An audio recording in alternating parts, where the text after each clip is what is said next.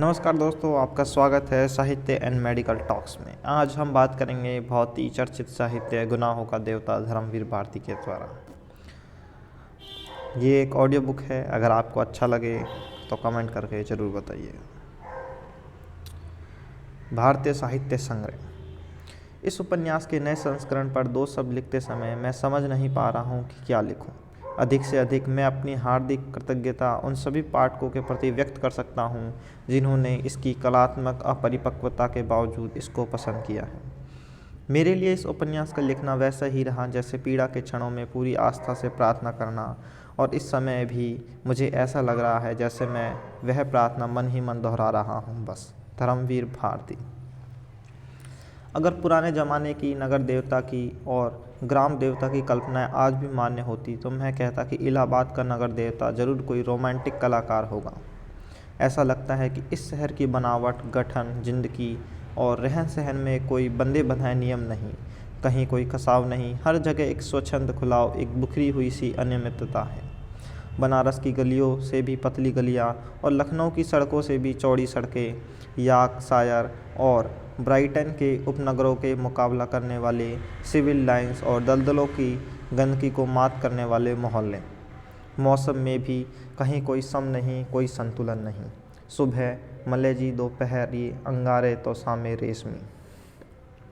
धरती ऐसी कि सहारा के रेगिस्तान की तरह बालू भी मिले, मालवा के तरह हरे भरे खेत भी मिले और उसर और परती की भी कमी नहीं। सचमुच लगता है प्रयाग का नगर देवता स्वर कुंजों से निर्वासित कोई मनमौजी कलाकार है जिसके सर्जन में हर रंग के डोरे हैं। और चाहे जो हो, मगर इधर क्वार, कार्तिक और उधर वसंत के बाद होली के बीच के मौसम से इलाहाबाद का वातावरण नेस्ट्रियमसम और पैंजी के फूलों से भी ज़्यादा खूबसूरत और आम के बैरों की खुशबू से भी ज़्यादा महकदार होता है। सिविल लाइंस हो या अल्फ्रेड पार्क, गंगा तट हो या खुसरू बाग, लगता है कि हवा का एक नटखट 2 सीजी की तरह कलियों के आंचल और लहरों के मिजाज से छेड़खानी करती चलती है। और अगर आप सर्दी से बहुत नहीं डरते तो आप ज़रा एक ओवरकोट डालकर सुबह सुबह घूमने निकल जाए तो इन खुली हुई जगहों की फिजा इठलाकर आपको अपने जांघ बांध लेगी। ख़ास तौर से पो फटने से पहले तो आपको यह बिल्कुल नई अनुभूति होगी।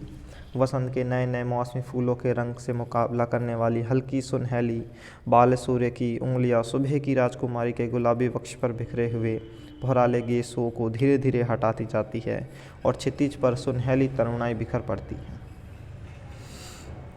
एक ऐसी ही खुशनुमा सुबह थी और जिसकी कहानी मैं कहने जा रहा हूँ वह सुबह से भी ज़्यादा मासूम युवक प्रभाती गाकर फूलों को जगाने वाले देवदूत की तरह अल्फ्रेड पार्क के लॉन पर फूलों की सरजमी के किनारे किनारे घूम रहा था।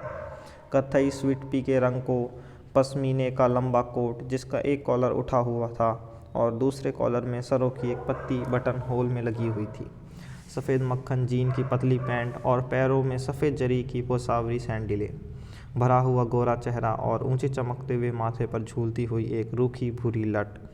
चलते चलते उसने एक रंग बिरंगा गुच्छा इकट्ठा कर लिया था और रह रहकर वह उसे सूंघ लेता था।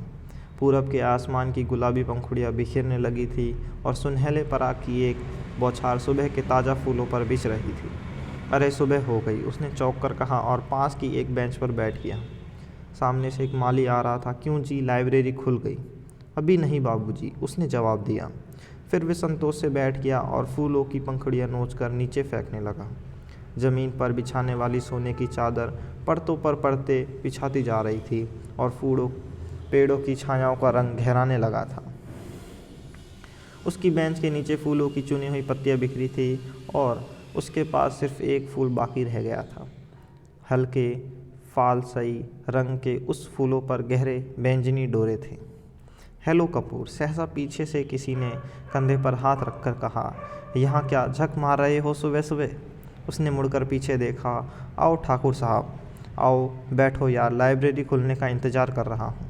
क्यों यूनिवर्सिटी लाइब्रेरी चाट डाली? अब इसे तो शरीफ लोगों के लिए छोड़ दो। हाँ हाँ, शरीफ लोगों के लिए ही छोड़ रहा हूँ। डॉक्टर शुक्ला की लड़की है ना, वह इसकी मेंबर बनना चाहती थी तो मुझे आना पड़ा, उसी का इंतज़ार भी कर रहा हूँ। डॉक्टर शुक्ला तो पॉलिटिकल डिपार्टमेंट में है, नहीं गवर्नमेंट साइकोलॉजिकल ब्यूरो में। और तुम पॉलिटिक्स में रिसर्च कर रहे हो, नहीं इकोनॉमिक्स में। बहुत अच्छे, तो उनकी लड़की को सदस्य बनवाने आए हो, कुछ अजब स्वर में ठाकुर ने कहा। छी, कपूर ने हंसते हुए कुछ अपने को बचाते हुए कहा, यार तुम तो जानते हो मेरा उनसे कितना घरेलू संबंध है। जब से मैं प्रयाग में हूँ उन्हीं के सहारे हूँ, आजकल तो उन्हीं के यहाँ पढ़ता लिखता भी हूँ। ठाकुर साहब हंस पड़े। अरे भाई, मैं डॉक्टर शुक्ला को जानता नहीं क्या? उनका सा भला आदमी मिलना भी मुश्किल था। तुम सफाई व्यर्थ में दे रहे हो। ठाकुर साहब यूनिवर्सिटी के उन विद्यार्थियों में से थे जो बराए नाम विद्यार्थी होते हैं, और कब तक वे यूनिवर्सिटी को सुशोभित करते रहेंगे इसका कोई निश्चय नहीं। एक अच्छे खासे रुपए वाले व्यक्ति थे और घर के ताल्लुकदार, हंसमुख, फिफ्तियों कसने में मजा लेने वाले, मगर दिल के साफ और निगाह के सच्चे। बोले, एक बात तो मैं स्वीकार करता हूँ कि तुम्हारी पढ़ाई का सारा श्रेय डॉक्टर शुक्ला को है। तुम्हारे घर वाले तो कुछ खर्चा भेजते नहीं, उनसे अलग ही होकर आया था। समझ लो इन्होंने किसी न किसी बहाने मदद की है। अच्छा आओ, अब तक कमल सरोवर तक ही घूम लें, फिर लाइब्रेरी भी खुल जाएगी। दोनों उठकर एक कृत्रिम कमल सरोवर की ओर चल दिए जो पास में ही बना हुआ था। सीढ़ियाँ चढ़कर ही उन्होंने देखा कि एक सज्जन किनारे बैठो कमलों की ओर एकटक देखते हुए ध्यान में तल्लीन है। छिपकली से दुबले पतले बालों की एक लट थामे हुई झूमती हुई। कोई प्रेमी है या कोई फिलोसोफर? देखो ठाकुर, नहीं यार, दोनों ने निकृष्ट कोटि के जीव हैं। ये कवि, मैं इन्हें जानता हूँ, ये रविंद्र बिस्त्रिया हैं, एमए में पढ़ता है। आओ मिलाए तुम्हें। ठाकुर साहब ने बड़ा सा घास का तिनका तोड़कर पीछे से चुपके से जाकर उनकी गर्दन गुदगुदाई। बिस्त्रिया चौंक उठा, पीछे मुड़कर देखा और बिगड़ गया। यह क्या बदतमीजी है ठाकुर साहब? मैं कितने गंभीर विचारों में डूबा हुआ था। सहसा बड़े विचित्र स्वर में आंखें बंद कर बिस्त्रिया बोला, आहा कैसा मनोरम प्रभात है। मेरी आत्मा में घोर अनुभूति हो रही थी।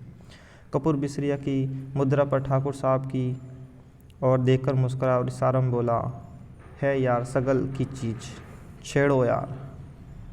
ठाकुर साहब ने तिनका फेंक दिया और बोला, माफ़ करना भाई बिस्त्रिया, बात यह है कि हम लोग कवि तो हैं नहीं, इसलिए समझ नहीं पाते क्या सोच रहे थे तुम। बिस्त्रिया ने आंखें खोली और गहरी सांस लेकर बोला, मैं सोच रहा था कि आखिर प्रेम क्या होता है, क्यों होता है, कविता क्यों लिखी जाती है, फिर कविता के संग्रह उतने क्यों नहीं बिकते जितने उपन्यास या कहानी संग्रह। बात तो गंभीर है, कपूर बोला। जहाँ तक मैंने समझा और पढ़ा है, प्रेम एक तरह की बीमारी होती है, मानसिक बीमारी जो मौसम बदलने के दिन में होती है, मसलन कुवार कार्तिक या फागुन चैत। इसका संबंध रीढ़ की हड्डी से होता है और कविता की तरह एक का सन्निपात होता है। मेरा मतलब आप समझ रहे हैं मिस्टर सिब्रिया? सिब्रिया नहीं, बिस्त्रिया, ठाकुर साहब ने टोका। बिस्त्रिया ने कुछ उजलत, कुछ परेशानी और कुछ गुस्से में उनकी ओर देखा और बोला, क्षमा कीजिएगा, आप या तो फ्रायडवादी हैं या प्रगतिवादी। आपके विचार सर्वथा विदेशी हैं। मैं इस तरह के विचारों से घृणा करता हूँ। कपूर कुछ जवाब देने ही वाला था कि ठाकुर साहब बोले, अरे भाई बेकार उलझ गए तुम लोग, पहले परिचय तो कर लो आपस में। ये हैं श्रीमान चंद्र कुमार कपूर, विश्वविद्यालय में रिसर्च कर रहे हैं, और आप हैं श्री रविंद्र बिस्त्रिया, इस वर्ष एमए में बैठ रहे हैं, बहुत अच्छे कवि हैं। कपूर ने हाथ मिलाया, फिर गंभीरता से बोला, क्यों साहब, आपको दुनिया में और कोई काम नहीं जो आप कविता करते हैं? बिस्त्रिया ने ठाकुर साहब की ओर देखा और बोला, ठाकुर साहब यह मेरा अपमान है, मैं इस तरह के सवालों का आदी नहीं हूँ, और उठ खड़ा हुआ। अरे बैठो बैठो। ठाकुर साहब ने हाथ खींचकर बिठा लिया। और देखो कपूर का मतलब तुम समझे नहीं। उसका कहना यह है कि तुम में इतनी प्रतिभा है कि लोग तुम्हारी प्रतिभा का आदर नहीं जानते, इसलिए उन्होंने सहानुभूति में तुमसे कहा कि तुम और काम क्यों नहीं करते, वरना कपूर साहब तुम्हारी कविता के बहुत शौकीन हैं, मुझसे बराबर तारीफ़ करते हैं। बिस्त्रिया पिघल गया और बोला, क्षमा कीजिएगा, मैंने गलत समझा। अब मेरी कविता संग्रह छप रहा है, मैं आपको अवश्य भेंट करूंगा। और फिर बिस्त्रिया ठाकुर साहब की ओर मुड़कर बोले, अब लोग मेरी कविताओं की इतनी मांग करते हैं कि मैं परेशान हो गया हूँ। अभी कल त्रिवेणी के संपादक मिले, कहने लगे कि अपना चित्र दे दो। मैंने कहा कोई चित्र नहीं है, तो पीछे पड़ गए। आखिरकार मैंने आइडेंटिटी कार्ड उठाकर दे दिया। वाह, कपूर बोला, मान गए आपको हम। आप राष्ट्र कविता लिखते हैं या प्रेम की?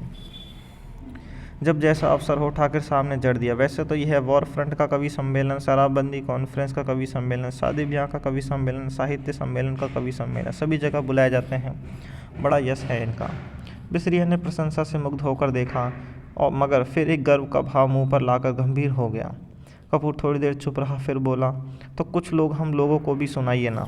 अभी तो मूंड रही हैं, बिसरिया बोला। ठाकुर साहब बिसरिया को पिछले 5 सालों से जानते थे। वे अच्छी तरह से जानते थे कि बिसरिया किस समय और कैसे कविता सुनाते हैं। अतः बोले, ऐसा नहीं कपूर, आज शाम को आओ, जरा गंगा जी चलें, कुछ बोटिंग रहे, कुछ खाना पीना रहे, तब कविता भी सुनना। कपूर को बोटिंग का बेहद शौक था। फ़ौरन राजी हो गया और शाम का विस्तृत कार्यक्रम बन गया। इतने में एक कार उधर से लाइब्रेरी की ओर गुजरी। कपूर ने देखा और बोला, अच्छा ठाकुर साहब, मुझे तो इजाज़त दीजिए, अब चलूँ लाइब्रेरी में। वे लोग आ गए। आप कहाँ चल रहे हैं? मैं ज़रा जिमखाने की ओर जा रहा हूँ। अच्छा भाई, तो शाम को पक्की रहीं? बिल्कुल पक्की, कपूर बोला और चल दिया। लाइब्रेरी के पोर्टिको में कार रुकी थी और उसके अंदर ही डॉक्टर साहब की लड़की बैठी थी। क्यों सुधा, अंदर क्यों बैठी हो? तुम्हें ही देख रही थी चंदर। और वह उतर आई। दुबली पतली नाटी सी साधारण सी लड़की, बहुत सुंदर नहीं केवल सुंदर, लेकिन बातचीत में बहुत दुलारी। चलो अंदर चलो, चंदर ने कहा। वह आगे बढ़ी, फिर ठिठक गई और बोली, चंदर, एक आदमी को 4 किताबें मिलती हैं। हाँ, क्यों? तो उसने बड़े भोलेपन से मुस्कुराते हुए कहा, तो तुम अपने नाम से मेंबर बन जाओ और 2 किताबें हमें दे दिया करना, बस। ज़्यादा का हम क्या करेंगे? नहीं, चंदर हंसा। तुम्हारा तो दिमाग ख़राब है। खुद क्यों नहीं बनती मेंबर? नहीं, मुझे शर्म आती है। तुम बन जाओ मेंबर हमारी जगह पर, पगली कहीं की। चंदर ने उसका कंधा पकड़कर आगे ले चलते हुए कहा, वाह रे शर्म, अभी कल ब्याह होगा तो कहना, हमारी जगह तुम बैठ जाओ। चंदर कॉलेज में पहुंच गई लड़की, अभी शर्म नहीं छूटी इसकी, चल अंदर। और वह हिचकती ठिठकती झेपती मुड़ मुड़ कर चंदर की और उठी हुई निगाह से देखती हुई अंदर चली गई। थोड़ी देर बाद सुधा 4 किताबें लादे हुई निकली। कपूर ने कहा, लाओ मैं ले लूँ। तो बांस की पतली टहनी की तरह लहराकर बोली, सदस्य मैं हूँ, तुम्हें क्यों दूँ किताबें? और जाकर कार के अंदर किताबें पटक दी। फिर बोली, आओ बैठो चंदर, मैं अब घर जाऊँगा। यह देखो। उसने भीतर से कागजों का एक बंडल निकाला और बोली, देखो, यह पापा ने तुम्हारे लिए दिया है। लखनऊ में कॉन्फ्रेंस है ना, वही पढ़ने के लिए यह निबंध लिखा है उन्होंने। शाम तक यह टाइप हो जाना चाहिए। जहाँ संख्याएं हैं वहाँ खुद आपको बैठकर बोलना होगा। और पापा सुबह से ही कहीं गए हैं, समझे जनाब? उसने बिल्कुल अल्हड़ बच्चों की तरह गर्दन हिलाकर शोक स्वरों में कहा। कपूर ने बंडल ले लिया और कुछ सोचता हुआ बोला, लेकिन डॉक्टर साहब का हस्तलेख, इतने पृष्ठ शाम तक कौन टाइप कर देगा?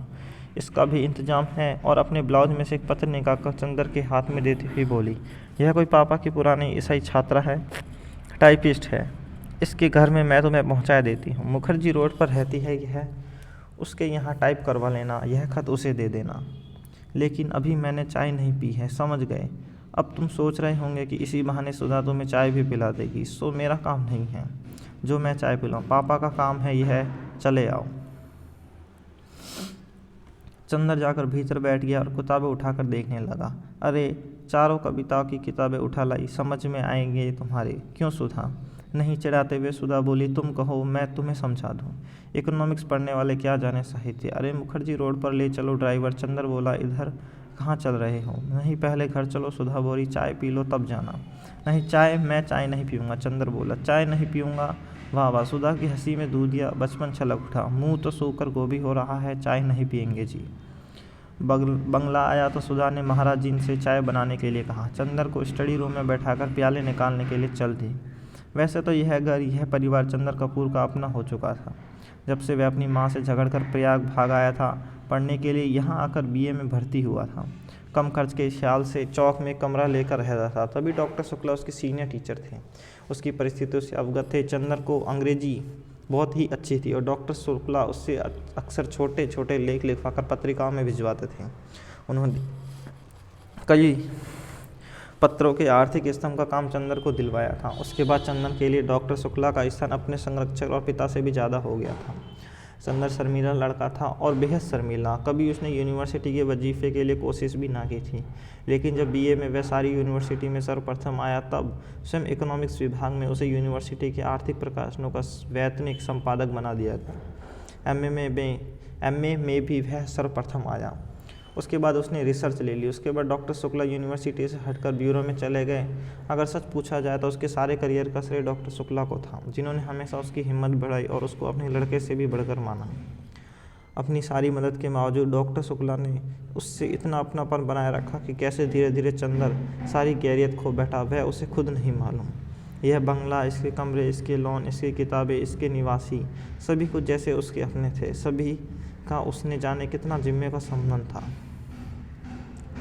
और वह नन्ही दुबली पतली रंगीन चंद्र किरण सी सुधा, जब आज से वर्षों पहले वह 7वीं पास करके अपनी बुआ के पास से यहाँ आई थी, तब से लेकर आज से वह कैसे भी चंदर की अपनी होती गई थी, इसे चंदर खुद नहीं जानता था। जब वह आई थी तो बहुत शर्मीली थी, बहुत बोली थी। 8वीं पढ़ने के बावजूद वह खाना खाते वक्त रोती थी, मचलती थी तो अपनी कॉपी फाड़ डालती थी, और जब तक डॉक्टर साहब उसे गोदी में उठाकर नहीं मनाते थे वह स्कूल नहीं जाती थी। 3 बरस की अवस्था में ही उसकी माँ चल बसी थी और 10 साल तक वह अपनी बुआ के पास एक गाँव में रहती थी। अब 13 वर्ष के होने के बाद गांव वालों ने उसकी शादी पर जोर देना और शादी न करने पर गांव की औरतों ने हाथ नचाना और मुंह मटकाना शुरू कर दिया, तो डॉक्टर साहब ने उसे इलाहाबाद बुलाकर 8वीं में भर्ती करा दिया। जब वह आई थी तो आधी जंगली थी। तरकारी में घी कम होने पर वह महाराजिन का चौका जूठा कर देती थी, और रात में फूल तोड़कर ना लाने पर अक्सर उसने माली को दांत से काट भी दिया था। चंदर से ज़रूरत वे बेहद डरती थी, पर ना जाने क्यों चंदन भी उससे नहीं बोलता था। लेकिन जब 2 साल तक उसके ये उपद्रव जारी रहे और अक्सर डॉक्टर साहब गुस्से के मारे उससे ना साथ खिलाते ना उससे बोलते थे, तो वह रो रो कर सिर पटक पटक कर अपनी जान आधी कर देती थी। तब अक्सर चंदन ने पिता और पुत्री का समझौता कराया और अक्सर सुधा को डांटा था, समझाया था। सुधा घर भर से अल्हड़ पुरवाई और विद्रोही झोंके की तरह तोड़फोड़ मचाती रहने वाली सुधा चंदर की आंखें इशारे पर सुबह की नसीम की तरह शांत हो जाती थी। कब और क्यों उसने चंदन के इशारों का यह मौन अनुशासन स्वीकार कर लिया था, यह उसे खुद नहीं मालूम था। यह सभी कुछ इतने स्वाभाविक ढंग से, इतने अपनेपन होता था कि दोनों में से कोई भी इस प्रक्रिया से वाकिफ नहीं था, कोई भी इसके प्रति जागरूक ना था। दोनों का एक दूसरे के प्रति अधिकार और आकर्षण इतना स्वाभाविक था जैसे शरद की पत्रिका या सुबह की रोशनी। और मज़ा तो यह था कि चंदर की शक्ल देखकर छिप जाने वाली सुधा इतनी ढीठ हो गई थी कि उसका सारा विद्रोह, सारी झंझलाहट, मिजाज की सारी तेज़ी, सारा तीखापन और सारी लड़ाई झगड़ा सभी की तरफ से हटकर चंदर की ओर केंद्रित हो गया था। वह विद्रोहिणी अब शांत हो गई थी, इतनी शांत, इतनी सुशील, इतनी विनम्र, इतनी मितभाषिणी कि सभी को देखकर ताज्जुब होता था कि लेकिन चंदर को देखकर उससे जैसे उसका बचपन फिर लौट आता। और जब वह चंदर को खिंचाकर छेड़कर लड़ नहीं लेती, उसे चैन नहीं पड़ता था। अक्सर दोनों में अनबोला रहता था, लेकिन जब 2 दिन तक दोनों मुंह फुलाए रहते थे, डॉक्टर साहब के लौटने पर सुधा उत्साह से उनके ब्यूरो का हाल नहीं पूछती थी और खाते वक्त दुलार नहीं दिखाती थी, तो डॉक्टर साहब फ़ौरन पूछते थे, क्या चंदर से लड़ाई हो गई क्या? फिर वह मुंह फुलाकर शिकायत करती थी, और शिकायतें भी क्या क्या होती थी। चंदर ने उसकी हेड मिस्ट्रेस का नाम श्रीमती हथीनी रखा है, या चंदर ने उसको डिबेट के भाषण के पॉइंट्स नहीं बताए, या चंदर कहता है कि सुधा की सखिया कोयला बेचती है, और जब डॉक्टर साहब कहते हैं कि वह चंदर को डांट देते तो वह खुशी से फूल उठती, और चंदर के आने पर आंखें नचाती चिढ़ाती, कहो कैसी डांट पड़ी। वैसे सुधा अपने घर की पुरखी थी, किस मौसम में कौन सी तरकारी पापा को माफिक पड़ती है, बाजार में चीज़ों का क्या भाव है, नौकर चोरी तो नहीं करता, पापा कितने सोसाइटियों के मेंबर है, चंदर के इकोनॉमिक्स के कोर्स में क्या है, यह सभी उसे मालूम था। मोटर या बिजली बिगड़ जाने पर वह थोड़ी बहुत इंजीनियरिंग भी कर लेती थी, और मातृत्व का अंश तो उसमें इतना था कि हर नौकर नौकरानी उससे अपना सुख दुख कह देता था। पढ़ाई के साथ साथ घर का सारा कामकाज करते हुए उसका स्वास्थ्य भी कुछ बिगड़ गया था, और अपनी उम्र के हिसाब से कुछ अधिक शांत, संयम, गंभीर और बुजुर्ग थी। मगर अपने पापा और चंदर इतने दोनों के सामने हमेशा उसका बचपन इठलाने लगता था। दोनों के सामने उसका हृदय उन्मुख था और स्नेह बाधाहीन। लेकिन हाँ, एक बात थी, उसे जितना स्नेह भरी फटकारे और स्वास्थ्य के प्रति चिंता अपने पापा से मिलती थी, वह सब बड़े निस्वार्थ भाव से वह चंदर को ढेल डालती थी। खाने पीने की जितनी परवाह उसके पिता उसकी रखते थे, ना खाने पर या कम खाने पर उसे जितना दुलार से फटकारते थे, उतना ही ख्याल वह चंदर का रखती थी। और स्वास्थ्य के लिए जो उपदेश उसे पापा से मिलता था, उससे और भी स्नेह से पाकर वह चंदर को दे डालती थी।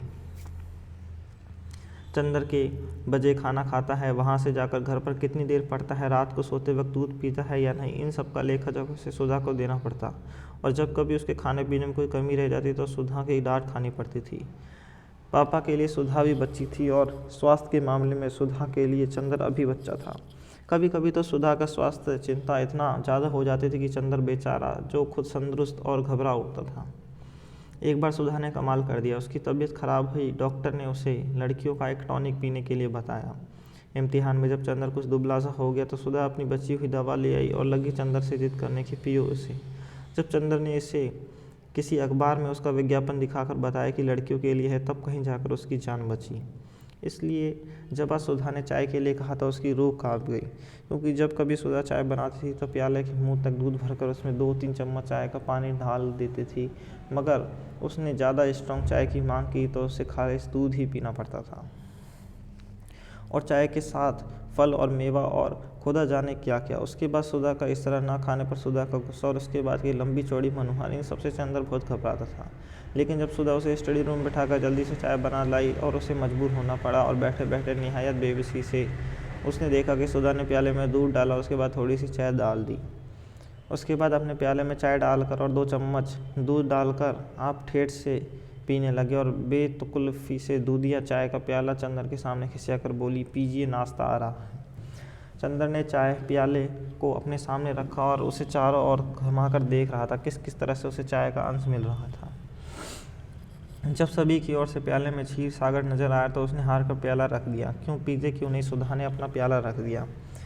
पिए क्या, कहीं चाय भी हो तो, और क्या खालिस चाय पीजिएगा, दिमाग काम करने वालों को ऐसी ही चाय पीनी चाहिए। तो अब मुझे सोचना पड़ेगा कि मैं चाय छोड़ूं या रिसर्च ना। मुझे पसंद ना दिमागी काम। लो, आपको विश्वास नहीं होता, मेरे क्लास फेलो है गेसु काजमी, सबसे तेज़ लड़की है। उसकी मम्मी उसे दूध में चाय उबाल कर देती है। क्या नाम है तुम्हारी सखी का? गेसु। बड़ा अच्छा नाम है, और क्या, मेरी सबसे घनिष्ठ मित्र है, उतनी अच्छी जितना अच्छा नाम। ज़रूर ज़रूर, मींग बिचकाते हुए चंदर ने कहा। उतनी ही काली होगी जितनी काले गेसु। धत, शर्म नहीं आती किसी लड़की के लिए ऐसा कहते हुए, और हमारे दोस्त की बुराई करते हो। तब क्या, वे तो सब हैं ही बुरे। अच्छा तो नाश्ता पहले खाओ। और वह प्लेट में छील छील का संतरा रखने लगी। इतने में जो ही वह झुककर एक गिरे हुए संतरे को नीचे से उठाने लगी तो चंदर ने झट से उसकी प्याला अपने सामने रख दिया और अपना प्याला उधर रख दिया और शांति से पीने लगा। संतरे की फाँक उसकी ओर बढ़ाते हुए जो ही उसने घूंट चाय पी वह चौंक कर बोली, अरे यह क्या हुआ? कुछ नहीं, हमने उसमें दूध डाल दिया और तुम्हें दिमागी काम बहुत रहता है। चंदर ने ठाठ से चाय घूंटते हुए कहा और सुधा कूट गई। वह बोली नहीं। चाय ख़त्म करके चंदर ने घड़ी देखी। अच्छा लाओ, क्या टाइप कराना है? अब बहुत देर हो रही है, बस यहाँ तो 1 मिनट बैठना बुरा लगता है आपको। हम कहते हैं कि नाश्ते और खाने के वक्त आदमी को जल्दी नहीं करनी चाहिए, बैठिए ना। अरे तो तुम्हें कॉलेज के लिए तैयारी नहीं करनी है? करनी क्यों नहीं है? आज तो गेसु को मोटर पर लेते हुए तब जाना है। तुम्हारी गेसु और कभी मोटर पर चढ़ी है? जी, वह साबिर हुसैन काजमी की लड़की है। उसके यहाँ 2 मोटरें हैं और रोज़ तो उसके यहाँ दावतें होती रहती हैं। अच्छा, हमारी तो दावत कभी नहीं की। हाँ, गेसु के यहाँ दावत खाएंगे इसी मुँह से। जनाब, उसकी शादी भी तय हो गई है, अगले जाड़ों तक शायद हो भी जाए। सी बड़ी ख़राब लड़की हो। कहता कहाँ रहता है ध्यान तुम्हारा? सुधा ने मजाक में पराजित कर बहुत विजय भरी मुस्कान से उसकी ओर देखा। चंदर ने झेप कर निगाह नीचे कर ली और सुधा पास आकर चंदर का कंधा पकड़कर बोली, अरे उदास हो गए? नहीं भैया, तुम्हारा भी ब्याह तय कराएंगे, घबराते क्यों हो? एक मोटी सी इकोनॉमिक्स की किताब उठाकर लाया। लो, उस मिटकी से ब्याह करोगे? लो, बातचीत कर लो, तब वह खुद निबंध ले आऊँ और टाइप कराने वाला है। चंदर ने खिसियाकर बड़ी जोर से सुधा का हाथ दबा लिया। हाय रे! सुधा ने हाथ छुड़ाकर मुंह बनाते हुए कहा, लो बाबा, हम जा रहे हैं, काहे बिगड़ रहे हो आप?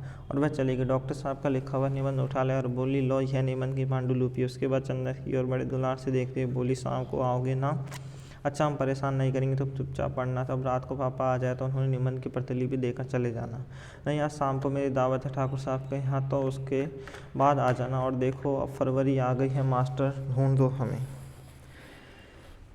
नहीं, ये सब झूठी बातें, हम कल सुबह आएंगे। अच्छा, तो सुबह जल्दी आना। देखो, मास्टर लाना मत भूलना। ड्राइवर तुम्हें मुखर्जी रोड पहुंचा देगा। और वह कार में बैठ के और कार स्टार्ट हो गई। फिर सुधा ने पुकारा, फिर उतरा। सुधा बोली, लो, ये लिफाफा तो भूल ही गई हो, पापा ने लिख लिया है, उसे दे देना। अच्छा कहकर वह चंदर चला। और फिर सुधा ने पुकारा, सुनो, एक बार क्यों नहीं कह देती सब? चंदर ने झल्ला कर कहा, बड़े गंभीर बात है, देखो वहाँ कुछ ऐसी वैसी बात मत कहना, लड़की से मरना। उसके यहाँ 2 बड़े बड़े बुलडॉग हैं। कहकर उसने गाल फुलाकर आंखें फैलाकर ऐसे बुलडॉग की भंगी बनाई कि चंदर हंस पड़ा। सुधा भी हंस पड़ी। ऐसी थी सुधा, ऐसा था चंदर।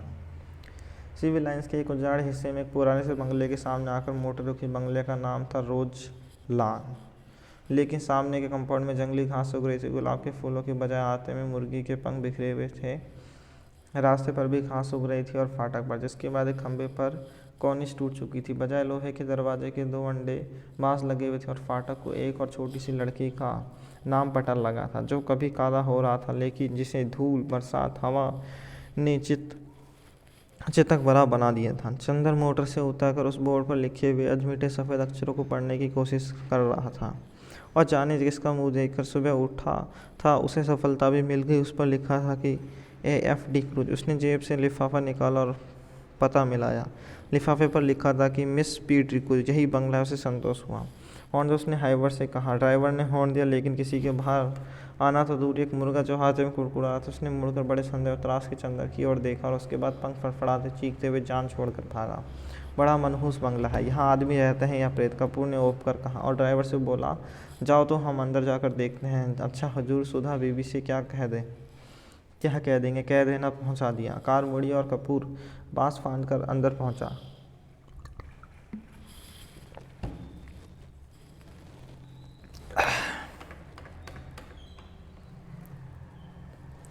आगे का पोर्टकी खाली पड़ रहा था। नीचे की ज़मीन ऐसी थी जैसे कई साल से उसे बंगले की कोई सवारी गाड़ी न आई हो। वह बरामदे में गया। दरवाजे बंद थे, उन पर धूल जमी थी। एक जगह चौखट और दरवाजे के बीच में मकड़ी ने जाला बुन रखा था। वह बंगला खाली है क्या? कपूर ने सोचा। सुबह 8:30 बजे वहाँ ऐसा सन्नाटा छाया था, दिल घबरा जाए। आसपास चारों ओर आंधी फलरा कोई बंगला नहीं था। उसने सोचा बंगले के पीछे की ओर शायद नौकरों की झोपड़ियाँ हों। वह दाएं बाजू की ओर मुड़ा। खुशबू का एक झोंका उसे चूमता हुआ निकल गया। ताज्जुब, यह सन्नाटा, यह मनहूसी और इतनी खुशबू! कपूर ने कहा, और आगे बढ़ा तो देखा बंगले के पिछवाड़े गुलाब का एक खूबसूरत बाग है। कच्ची रवि से बड़े बड़े गुलाब हरे रंग के, वह सचमुच रोजलान थे। वह बाग में पहुंचा। उधर से ही बंगले के दरवाजे बंद थे। उसने खटखटाया, लेकिन कोई जवाब नहीं मिला। वह बाग में घुसा कि शायद कोई माली काम कर रहा था। बीच बीच में ऊंचे जंगली चमेली के झाड़ थे और कहीं कहीं लोहे की छड़े के खटखरे। बेगम बेलिया भी फूल रही थी, लेकिन चारों ओर एक अजीब सा सन्नाटा था। हर फूल पर किसी खामोशी के फरिश्ते की छाँ थी। फूलों के रंग था, हवा में ताजगी थी, पेड़ों में हरियाली थी, झोंकों की खुशबू थी, लेकिन फिर भी सारा बाग एक ऐसे सितारों की गुलदस्ता लग रहा था, जिनकी चमक, जिनकी रोशनी और जिनकी ऊंचाई लुट चुकी हो।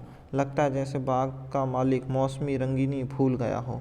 किसी नेस्टियम या स्वीट या फ्लक्स, कोई भी मौसमी फूल ना था, सिर्फ गुलाब थे। जंगली चमेली थी, बेगम बेलिया थी, जो सालों पहले बोए गए थे। उसके बाद उन्हीं का काट छाँट कर बाग चल रहा था।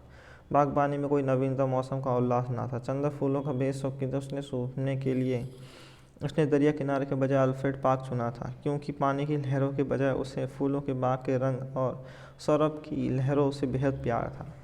उसे दूसरा शौक था फूलों के पौधों के पास से गुजरते हुए हर फूल को समझने की कोशिश करना। अपनी नाजुक टहनियों पर हंसते मुस्कुराते हुए ये फूल जैसे अपने रंगों की बोली में आदमियों से ज़िंदगी के जाना कौन सा राज कहना चाहते हैं।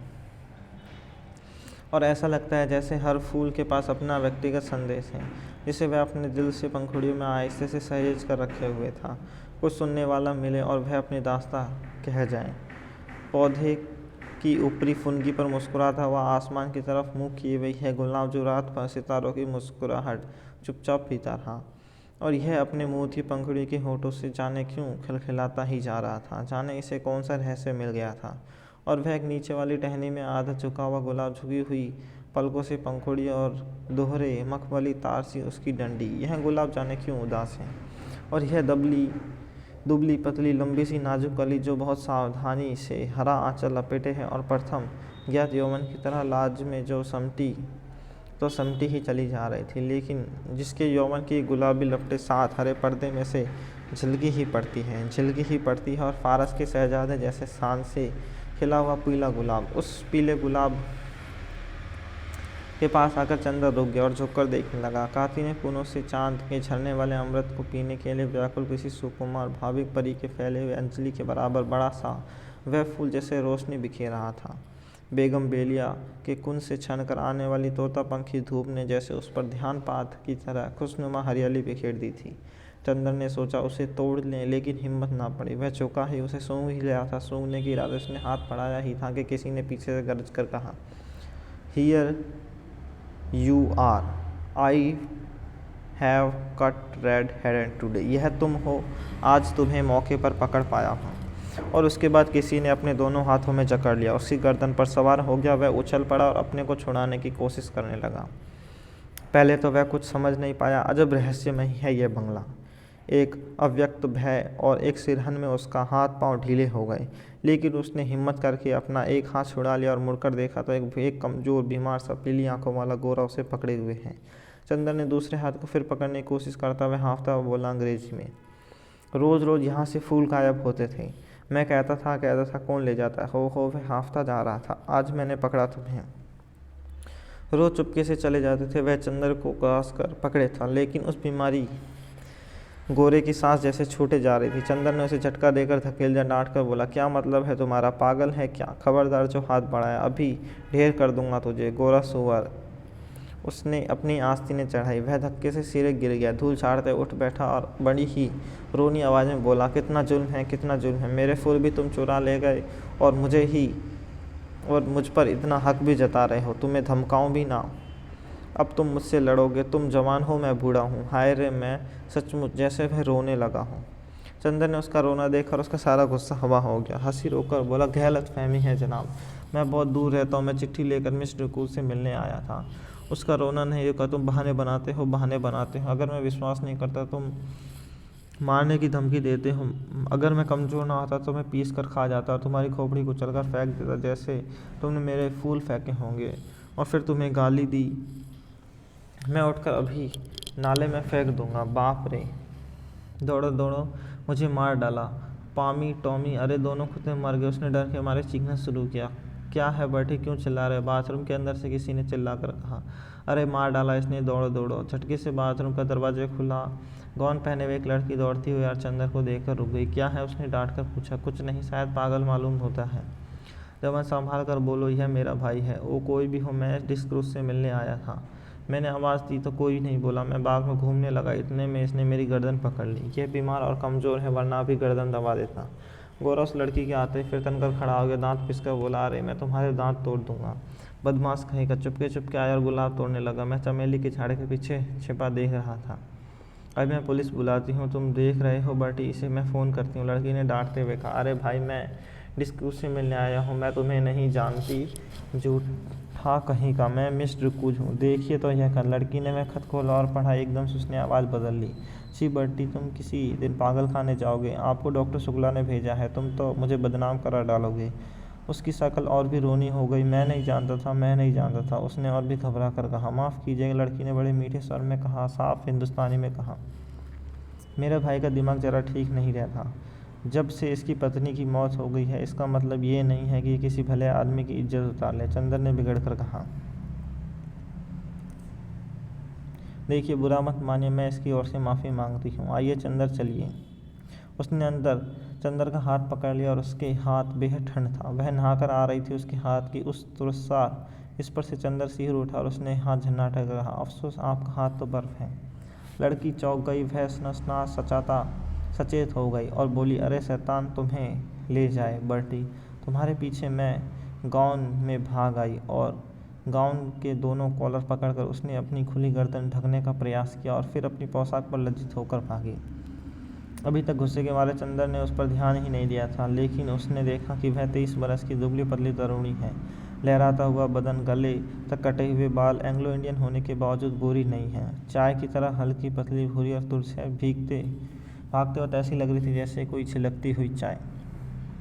इतने में वह गोरा उठा और चंदर का कंधा छूकर बोला, माफ़ करना भाई, उससे मेरी शिकायत मत करना। असल में यह गुलाब मेरी मर्द पत्नी की याकदार है। जब इनका पहला पेड़ आया तब मैं इतना जवान था जितनी तुम, और मेरी पत्नी उतनी अच्छी थी जितनी पम्मी।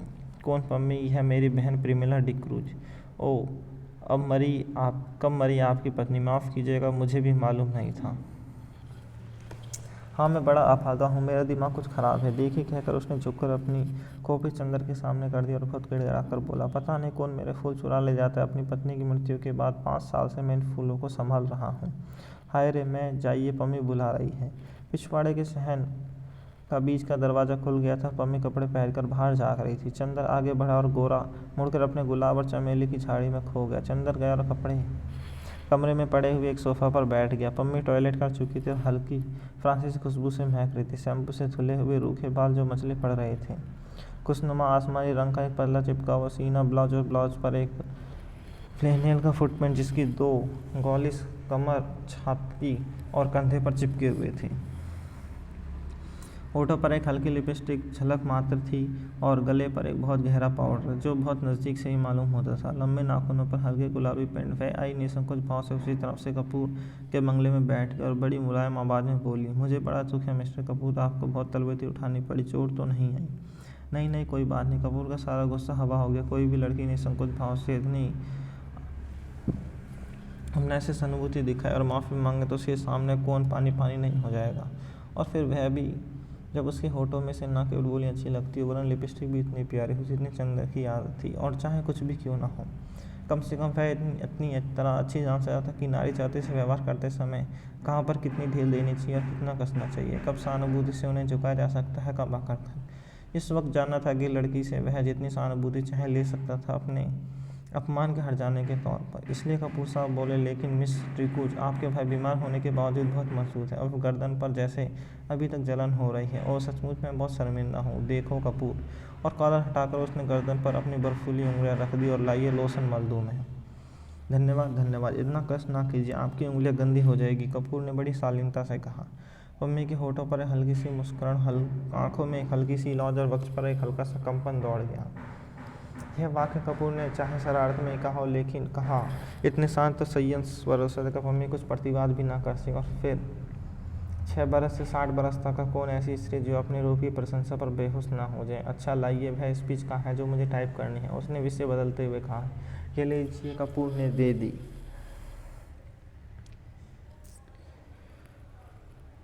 यह तो मुश्किल से 3-4 घंटे का काम। पम्मी स्पीच को उलट पलट कर देख रही। माफ़ कीजिए अगर मैं कुछ व्यक्तिगत सवाल पूछूं, क्या आप टाइपिस्ट? कपूर ने बहुत शिष्टता से पूछा, जिसने पम्मी ने उन्हें कागजों पर नज़र गड़ाते हुए देखा। मैंने कभी टाइपिंग और शॉर्टेज सीखी थी, तब मैं सीनियर कैम्ब्रिज पास कर यूनिवर्सिटी गई थी। यूनिवर्सिटी मुझे छोड़नी पड़ी क्योंकि मैंने अपनी शादी कर ली थी। अच्छा, आपके पति क्या है? रावलपिंडी में, आर्मी में। फिर लेकिन आप फिर डी क्रूज क्यों लगती है, या फिर मिस पीस? क्योंकि हम लोग अलग हो गए और स्पीच के कागज़ को फिर इस तरह करती हुई बोली, मिस्टर कपूर आप अविवाहित हैं? जी हाँ। विवाह करने का इरादा तो नहीं रखते? नहीं। बहुत अच्छे, तब तो हम लोगों में निभ जाएगी। मैं शादी से बहुत नफरत करती हूँ। शादी अपनों को दिया जानलेवा सबसे जानलेवा धोखा है।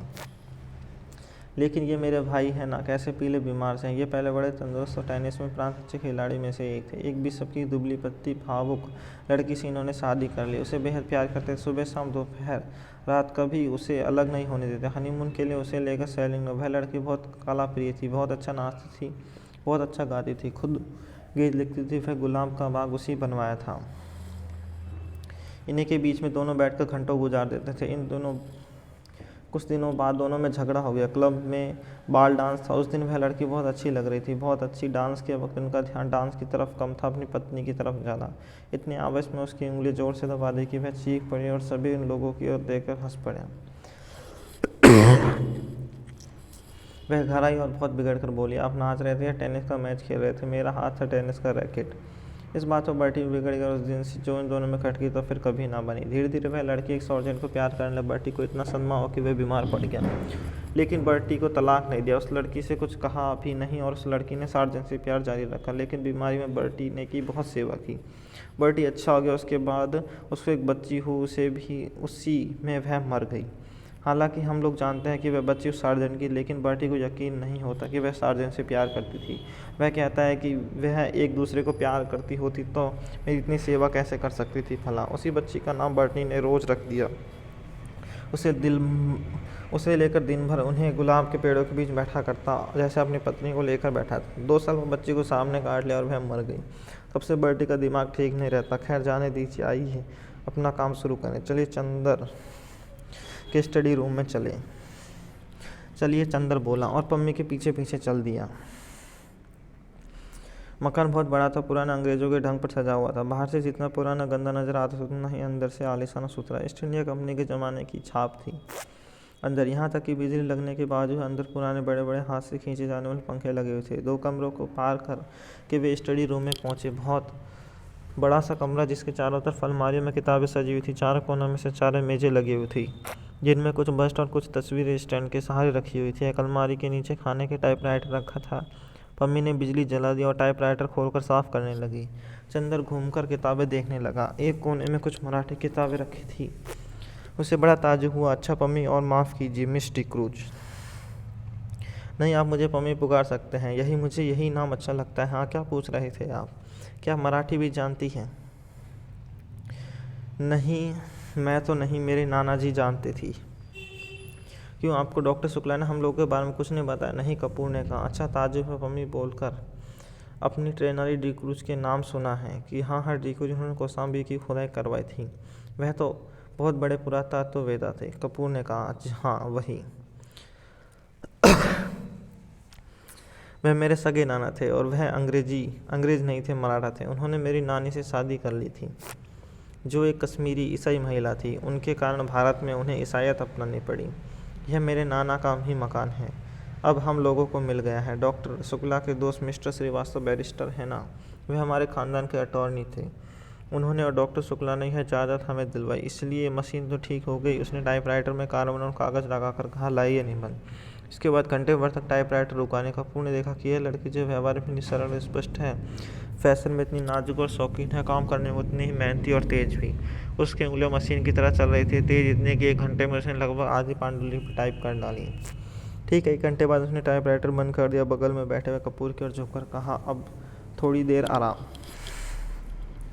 उसने उंगलियां चटकाने के बाद कुर्सी खुशियाकर उठी और एक भरपूर अंगड़ाई ली। उसने अंग अंग धनुष की तरह झुक गया। उसके बाद कपूर के कंधे पर बेतकल्लुफ़ी से हाथ रखकर बोली, क्यों, एक प्याला चाय मंगवाई जाए? मैं तो पी चुका हूँ। लेकिन मुझसे तो काम होने से रहा, अब बिना चाय के। पम्मी एक अनहड़ बच्ची की तरह बोली और चंदर चला गया।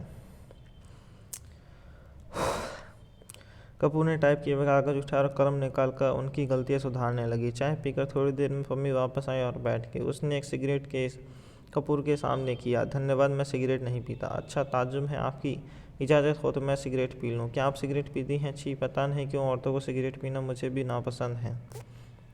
मेरी तो मजबूरी है मिस्टर कपूर, मैं यहाँ के समाज में मिलती जुलती नहीं। आपने विवाह, अपने तलाक के बाद मुझे एंग्लो इंडियन समाज से नफरत हो गई है। मैं अपने दिल से हिंदुस्तानी हूँ, लेकिन हिंदुस्तानियों से घुलना मिलना हमारे लिए संभव नहीं। घर में अकेले रहती हूँ, सिगरेट और चाय से तबीयत बदल जाती है। किताबों का मुझे शौक़ नहीं। तलाक के बाद अपने पढ़ाई जारी क्यों नहीं रखी? कपूर ने कहा।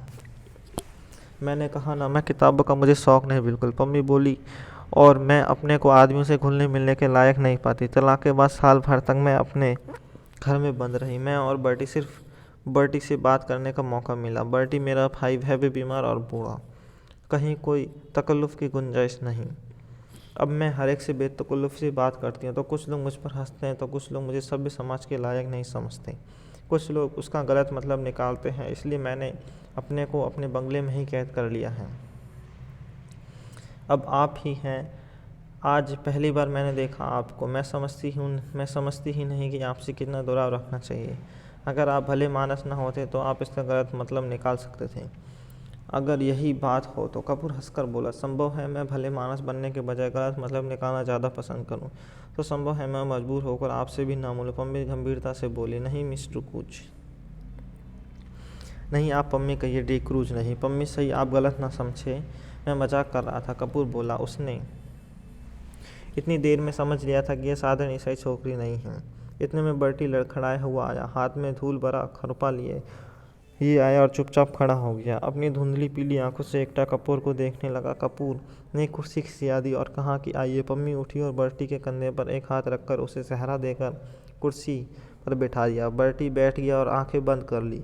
उसने बीमार कमजोर व्यक्तित्व जाने कैसा लगता था। पम्मी और कपूर दोनों चुप हो गए। थोड़ी देर बाद बर्टी ने आंखें खोली और बहुत करुण स्वर में बोली, पम्मी तुम नाराज़ हो? मैंने जानबूझकर तुम्हारे मित्र का अपमान नहीं किया था। अरे नहीं, पम्मी ने उठकर बर्टी का माथा सहलाते हुए कहा, मैं तो भूल गए। कपूर भी भूल गए। अच्छा, धन्यवाद। पम्मी अपना हाथ इधर लाओ। और वह पम्मी के हाथ पर सिर रखकर पड़ा रहा और बोला, मैं कितना अभागा हूँ, कितना अभागा। अच्छा पम्मी, कल रात को तुमने सुना है कि वह आई थी और पूछ रही थी कि बर्टी तुम्हारी तबीयत अब ठीक है? मैंने झट से अपनी आंखें ढक ली और कहीं आंखों का पीलापन देखने। मैंने कहा कि तबीयत अब ठीक है, मैं अच्छा हूँ तो उठी और जाने लगी। मैंने पूछा कहाँ चलेंगी तो बोली सर्जन के साथ चला क्लब जा रही हूँ। तुमने सुना था? पम्मी कपूर स्तब्ध सा उन दोनों की ओर देख रहा था। पम्मी ने कपूर का आँख का इशारा देखते कि हाँ हमसे मिली थी वह, और लेकिन बर्टी वह सर्जन के साथ नहीं गई थी। हाँ तब बर्टी की आंखें चमक उठी। उसने उल्लास भरे स्वर में पूछा हाँ बोली बर्टी के ये गुलाब सर्जन से ज़्यादा प्यारे हैं। पम्मी बोली अच्छा। मुस्कुराहट से बर्टी का चेहरा खिल उठा। उसने पीली पीली आंखें और धंसकी और दांत बाहर झलकने लगे। हूँ क्या कहा उसने? फिर तो कहा। उसने कहा कि ये गुलाब सर्जन से ज़्यादा प्यारे हैं। फिर इन्हें गुलाब पर नाचती रही और सुबह होते ही नहीं फूलों में छिप गई। तुम्हें सुबह किसी फूल में तो नहीं मिली? तुम्हें तो किसी फूल में नहीं मिली। बर्टी ने बच्चों के से भोले विश्वास के स्वर में कपूर से पूछा। चंदर चौंक उठा। पम्मी और बर्टी की इन बातों पर उसका मन बेहद भर आया था। बर्टी की मुस्कुराहट पर उसने नसें थरथरा उठी थी। नहीं मैंने तो नहीं देखा था, चंदर ने कहा। बर्टी ने फिर मायूस सिर झुका लिया और आंखें बंद कर ली और कहराती हुई आवाज़ में बोला जिस फूल में वह छिप गई थी उसी को किसी ने चुरा लिया था। फिर सहसा वह तनकर खड़ा होकर पुचकारते हुए बोला जाने कौन ये फूल चुराता है। अगर मुझे एक बार मिल जाए तो मैं उसका खून ऐसे पी लूँगा। उसने हाथ की अंगुली काटते हुए कहा और उठकर लड़खड़ाता हुआ चला गया। वादा इतना भारी हो गया। फिर पम्मी और कपूर ने कोई बात नहीं की। पम्मी ने चुपचाप टाइप करना शुरू किया। कपूर चुपचाप बर्टी की बातें सोचता रहा। घंटा भर बाद टाइपराइटर खामोश हुआ था। कपूर ने कहा पम्मी मैंने जितना लोग देखे उनमें शायद बर्टी सबसे विचित्र है और शायद सबसे दयनीय। पम्मी खामोश रही। फिर उसी लापरवाही से अंगड़ाई लेते हुए बोली मुझे बर्टी की बातों पर जरा भी ध्यान नहीं आती। मैं उसको दिलासा क्योंकि वह मेरा भाई है और बच्चों की तरह नासमझ है और लाचार है। कपूर चौंक गया। वह पम्मी की ओर आश्चर्य से चुपचाप देखता रहा। वह बोला नहीं।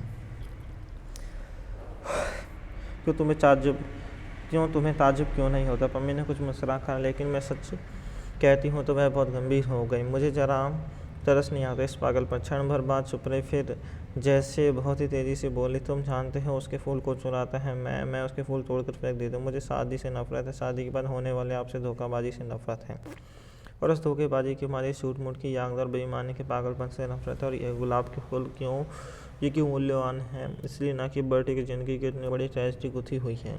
अगर एक फूल के खूबसूरत होने के लिए एक आदमी की ज़िंदगी में इतनी बड़ी ट्रेजेडी आना ज़रूरी है तो लानत है उस फूल की खूबसूरती पर।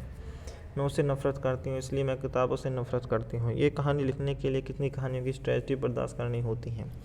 पम्मी चुप हो गई। उसका चेहरा सुर्ख हो गया। थोड़ी देर बाद उसका तैस उतर आया और वह अपने आवेश पर खुद शर्मा गए। उठकर वह कपूर के पास गई। उसने कंधों पर हाथ रखकर बोली बर्टी से मत कहना। अच्छा।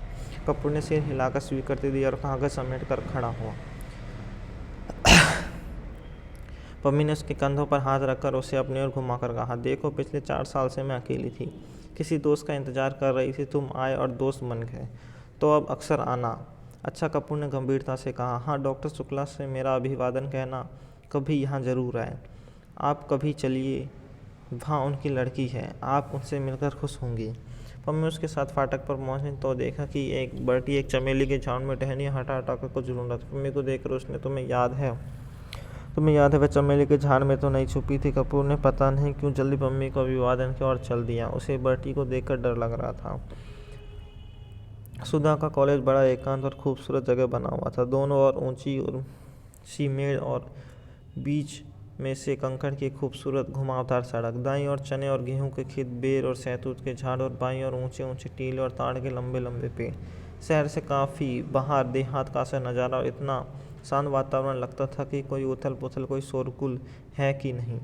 जगह इतनी हरी भरी कि दर्जों के कमरों के पीछे ही महुआ छूता था और लंबी लंबी घास की दोपहर के नीले फूलों की जंगली लतरें उलझी रहती थी। और इस वातावरण ने अगर किसी पर सबसे ज़्यादा प्रभाव डाला था तो वह थे गेसू।